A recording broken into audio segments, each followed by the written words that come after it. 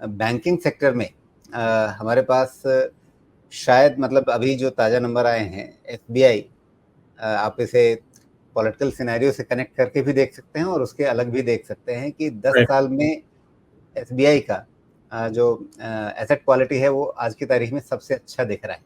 Absolutely.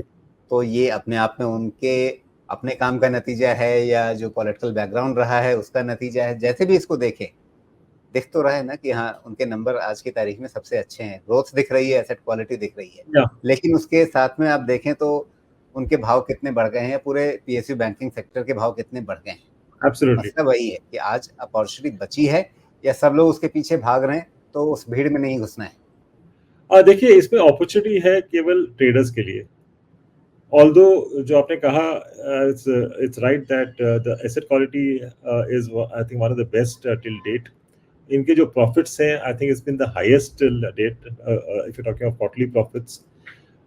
पर मुझे लगता है कि most of these stocks have got fully priced, including SBI. शायद यहाँ से upside है, maybe either 80-100 rupees का upside है, but that upside is meant for traders and not for investors.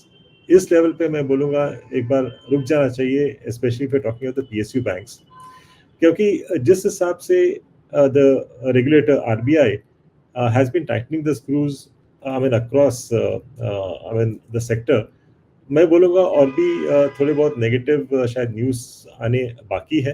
तो I think we should wait for a while, wait for a correction as far as the PSU banking space is concerned. जी, लेकिन आपकी preferred list में जो आपने अभी बताई, उसमें प्राइवेट बैंकिंग भी नहीं दिखा मुझे, नहीं सुनने को मिला मुझे। हाँ। क्या वहाँ कोई हिचक बनी हुई है कि भई वो आप भले ही वो कम चले हैं, लेकिन अभी वहाँ पैसा नहीं लगाना है? अभी भी मैं शायद वेट करूँगा अगेंस्ट द सेम रीज़न, जिस हिसाब से आरबीआई ने अभी कोटक के बारे में बताया था, and after that we have seen a decent correction in Kotak. तो उसी हिसाब से I think we'll see some more of such news coming in, because last 4-5 महीने में काफ़ी कंपनीज़ के बारे में we have got these adverse reports. तो एक बार रुक जाना चाहिए। जी, तो अभी वहाँ इंतज़ार करना चाहिए और